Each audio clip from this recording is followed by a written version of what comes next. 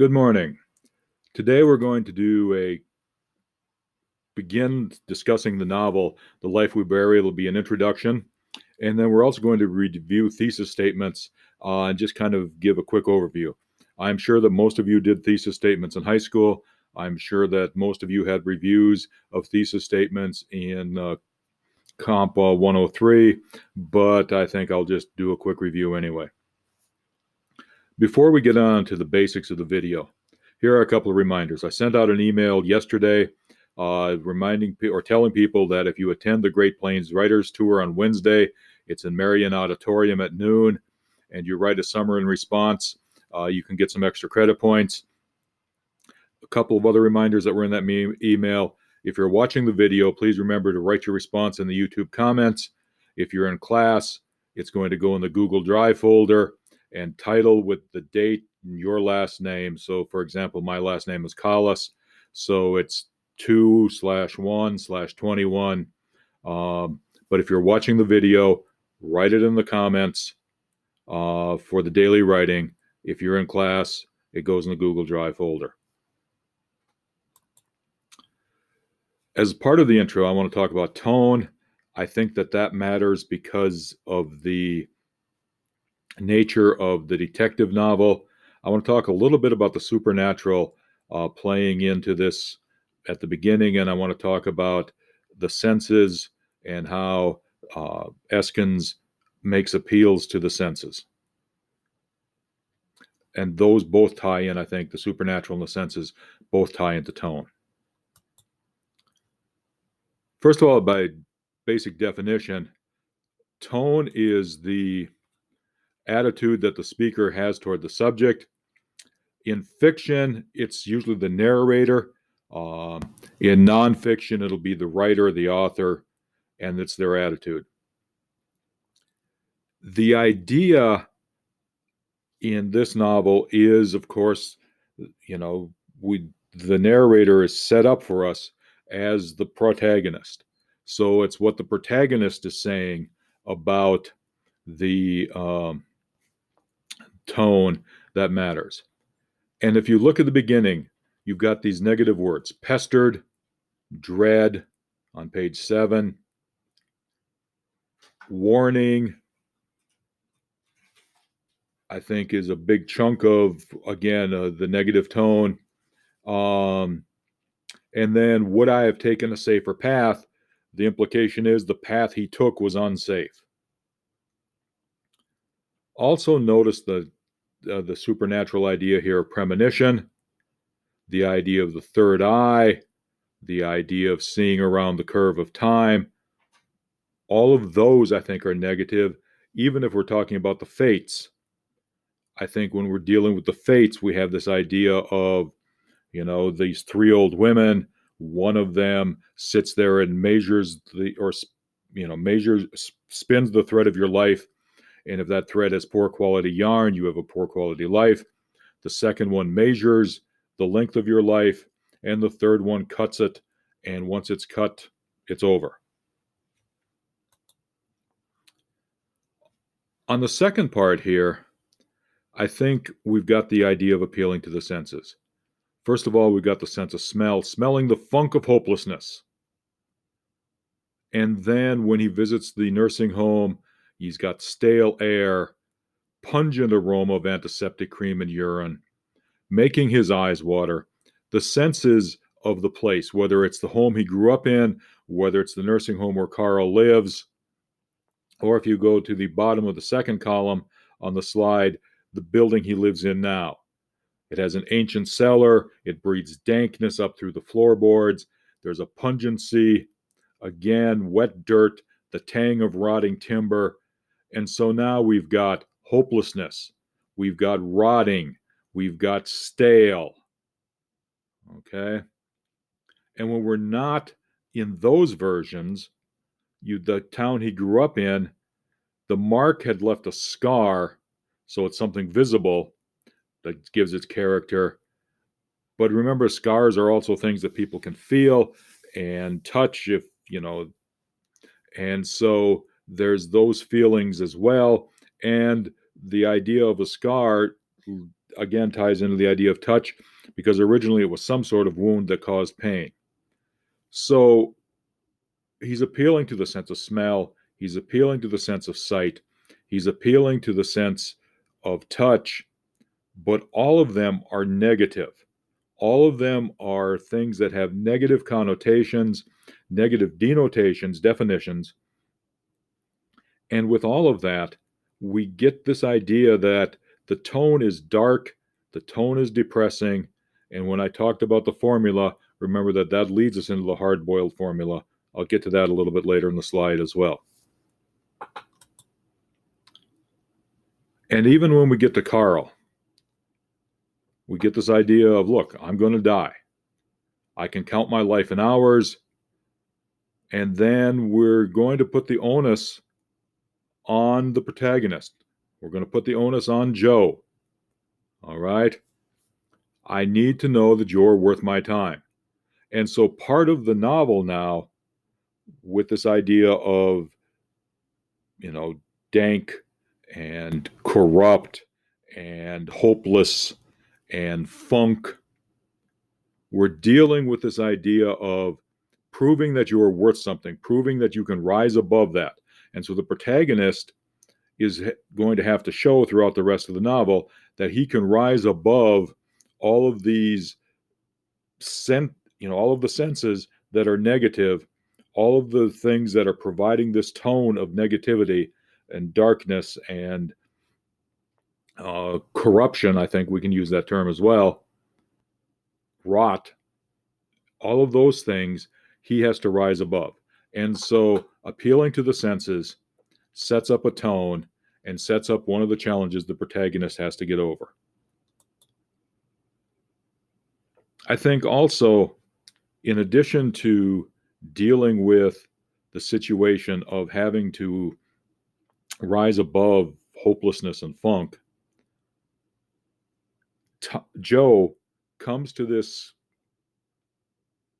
realization fairly early in the novel. It's one of the early epiphanies he has, one of the early sudden realizations that he has. And it seems to me that we have the simile and the metaphor and allusions that once again tie into the tone. I needed her, not as a son needs a mother. And when we think about the idea of a son needing a mother, we think about love and nurture, but as a sinner needs the devil. And when we think about sinners and devil, we don't think about love and nurture, obviously. So this contrast gets set up here. Perhaps there's even, a bit of hope on Eskin's behalf, the author, that people will think of, Christ on the cross looking down and saying, mother, behold your son, to one of his disciples, so that somebody's going to take care of his mother after he is, died and resurrected and gone to heaven. Those sorts of things I think might be part of it too. I'm not sure. I needed a scapegoat, somebody I could point to and say, you're responsible for this, not me. I needed to feel my delusion that I was not my brother's keeper. And again, remember that the term my brother's keeper comes from the book of Genesis, when Cain slew Abel, and when God asked Cain where his brother was, and he asks, am I my brother's keeper? The idea there is, I don't have to take care of my brother. Well, here, he's kind of taking that role of Cain. And again, remember the curse of Cain and all that other sort of stuff that's there, again, provides connection to the darker tone. And again, trying to compartmentalize. I think all of these supernatural similes and allusions are, again, tying into the tone and tying us into, can this character rise to the occasion? Can he prove to Carl that he's worth the time? Can he get above the being the sinner? Can he actually become his brother's keeper? And then there's also the simile and metaphor that sets up the foreshadowing. The idea that the dam is going to break, that it's going to crack open, that bad stuff is going to happen. I might as a critic, say that this foreshadowing is heavy-handed. And I think I would certainly make the argument that it's heavy-handed, that he's going way too far to make it obvious to people that bad crap is going to happen.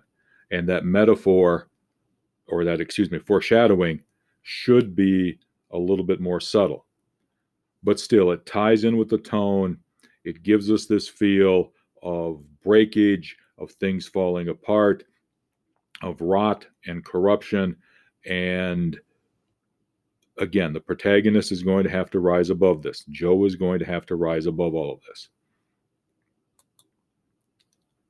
And then there are just a couple of allusions. I've already talked about My Brother's Keeper, but remember the trail of breadcrumbs from the fairy tale Hansel and Gretel. Those sorts of things, I think, are a big chunk of, the idea of being in the dark, being kind of alone, needing to find his way in the world. And so again, everything ties into that tone, and then that tone ties into the formula. And now we start looking at, are there elements of the formula, or is Eskins going in a different direction? Is Eskins going to try to break new ground? And we haven't even started to get to the character and the theme yet, but we're certainly getting this idea of all of these conflicts that Joe is going to have to fight through. The personal conflict inside himself, the conflict with his mother, the conflict of proving himself to Carl, the unknown conflicts that are showing up with the illusion, or with the foreshadowing. I apologize, with the foreshadowing. All of those are things that are going to keep happening, keep pushing the plot forward. Quick tie into the formula. Remember that in a hard-boiled detective formula, the tone and the mood must be dark. I think we've established that we're talking about sinners, we're talking about the third eyes, we're talking about premonitions, we're talking about warnings. I think that that's dark. The protagonist must deal with personal demons. He's calling himself a sinner. He's dealing with his mother's alcoholism. He's dealing with the idea that is he his brother's keeper? And we don't know if he's a good guy yet. He has to prove himself to Carl. He has to prove himself to himself. He has to prove himself to Jeremy. We don't know yet. So I think all of those things are things that tie us into that hard-boiled formula. And again, we're only hinting at the character. We still have to get to, conflict. We still have to get to the connections and start tying this all together. Last thing, I think we need to think about the title, The Life We Bury. How does one bury a life? Remember, we're talking about the life we bury. We're not talking about the dead we bury. And so how does one bury that? Whose life is buried and how? As we're reading through this, what is Eskins trying to get us to think with the title? And again, when we're talking about burial, we're talking again, I think, about the idea of the darker tone. And I think that always ties together. But when you're reading fiction, always try to think about the title. What point is being made about the title? Sometimes it's just a character's name. That's fine. Okay. Other times it might be the main event. That's fine. But sometimes I think authors try to create layers with the title. I think Eskins tries to create layers with the title. The book Ordinary Grace that we're going to read, I think, tries to create layers with the title. Okay. And so how does all of that happen? Moving on from the novel to the idea of the thesis statement. The thesis statement should clearly identify the paper's purpose, or it should preview the essay's main ideas. I think in a lot of ways it should do both. I think it's always important to remember that it's a complete sentence, and it's going to include the stand the author is going to take in the paper. And then I think it's also important to understand that it's going to make an arguable observation or proposition. A thesis statement sets up the argument. And as I've said in class, almost everything's going to boil down to an argument. The statement is going to try to invite a response. That response may well be an objection to the point, but the rest of the paper is going to prove why the objections to the point are not valid. So again, remember that what's the purpose, what are the main ideas, and what's the stance? The thesis statement should do all three of those. Try to be specific. I think that that's pretty obvious. The next one I think is more important. Narrow the paper's focus. Remember, you're looking at a 5-page paper. A 5-page paper cannot cover every topic autism. It cannot cover everything about treatments for autism, even. It can't cover everything about caring for the elderly. It can't cover everything about, the idea of baseball in the upper Midwest during the 20th century. It can't cover, almost all of the things that I've listed as options or that people have turned in. It can't cover everything. Second of all, I think it's important to think about this is the roadmap. And it's the roadmap for the reader so the reader knows what to expect. But I think it's also the roadmap for the writer. How am I going to get from the beginning to the middle to the end? How can I get there? And I think once the thesis is written, the writer of the paper can sit down and sort of plan that out. And if the plan doesn't come together, then perhaps the thesis needs to be rewritten so the plan can come together. And I've talked about this already with narrowing the paper's focus, but remember, can it fit the assignment's length? On the second column, you'll notice it's not a laundry list of ideas. You can't throw the kitchen sink and everything else against the wall and hope it sticks. It's not a summary of events. It's an arguable proposition. It's taking a stand on something. It's not a statement of obvious fact. If it were an obvious fact, we wouldn't be arguing about it. And it's not a yes or no statement. All right? A thesis statement is setting up the proposition that the paper is going to elaborate on. Yes and no are not propositions or even answers to questions about propositions. As you're writing the thesis, in fact, as you're writing the paper, avoid the vague words such as good or weak or ugly or negative. Those words are vague, they are context specific, and in a lot of ways, they're in the eye of the beholder. Try to make sure that they're specific. Avoid word intensifiers like very or really. Avoid the verbs get and do. For example, if we talk about get, when we say I get it, we mean I understand it. If I come home and talk to my wife and she says, did you get the mail? It means, did I go out to the mailbox and get the mail? All right, pick it out of the mailbox and bring it back into the house. Okay. Did you get downtown yesterday to buy something? All right. All of those usages have a lot of different meanings. Try to find the specific word and then avoid stuff like stuff. Avoid words like stuff or aspects. Again, they're very elastic terms. The best advice I can give you when you're writing the thesis and when you're writing the paper: concrete nouns, nouns that you can reach out and touch, action verbs. And if you use concrete nouns and action verbs, I think you'll be able to avoid things like very and really. As a simple example, he ran very fast, or he sprinted.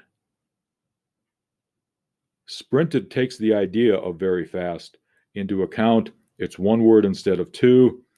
We'll talk more about that on Friday's presentation. Concrete nouns, action verbs. Stuff is not concrete. Concept is not concrete. So try to find words that are concrete. Here's a couple of quick samples. People are bored for many reasons. I don't know what those reasons are. So people are bored because the internet has shortened their attention spans, their phones have trained them to demand constant stimulation, and manufacturers have provided them with too many product options. I now have a list of things to deal with. Yes, it's much longer, but it is more concrete. Facebook and Twitter influence American voters in good and bad ways. Because college students have never experienced a world without social media, they are more critical consumers of information and therefore more informed voters than most older Americans. We're talking about information, we're talking about voters. I do think it is much more specific than the first one. Always work on being as specific as possible, as concrete as possible. Try to make the verbs do the work of the sentence. Try to make the verbs do the action. For today's daily writing, just write a one-paragraph description of Carl's personality and character. Remember, if you're watching the video, write the response in the YouTube's comments. And if you're in class, remember to title and date the entry. It'll be in the Google Drive daily writing folder. Title and date the entry. For example, my last name is Collis, so 2/1/21 Collis. Hope everybody has a good day. Those of you who are watching, I hope to see you all in class on Wednesday. And remember, those of you who are in the writing lab, we'll see you on Friday. Everybody have a good day, and I hope everybody has a good week.